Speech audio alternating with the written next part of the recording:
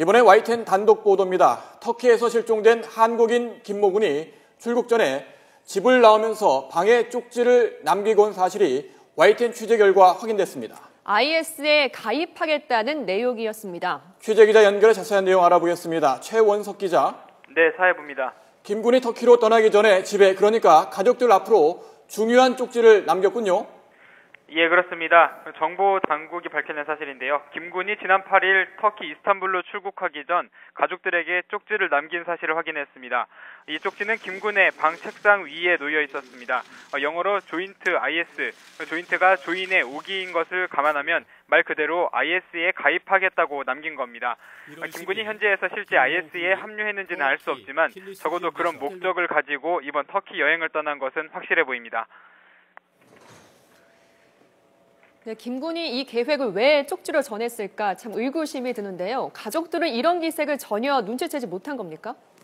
예, 우선 평소 가족 관계를 좀 살펴볼 필요가 있는데요. IS에 관심을 두며 생활하는 동안 김 군은 사실 부모님과 굉장히 소원한 관계였던 것으로 보입니다.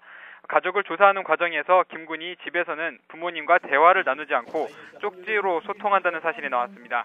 김 군이 가장 가까웠던 사람은 동생인데요. 2달여 동안의 전화 발신 기록 1,600여 건 가운데 단 9번을 빼고는 모두 동생과 통화한 기록이었습니다.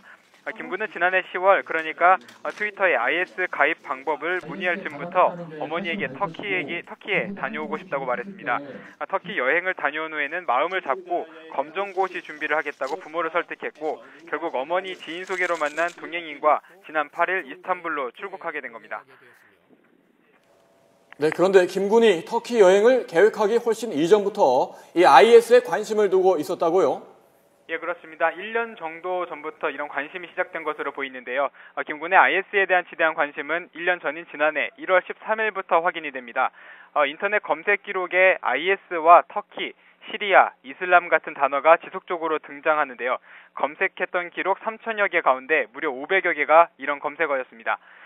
경찰이 컴퓨터를 복구해보니 기존에 알려진 IS 깃발을 든 전사 사진 말고도 총을 소지한 IS 대원과 이슬람 여성 등의 사진이 47장 더 나왔습니다.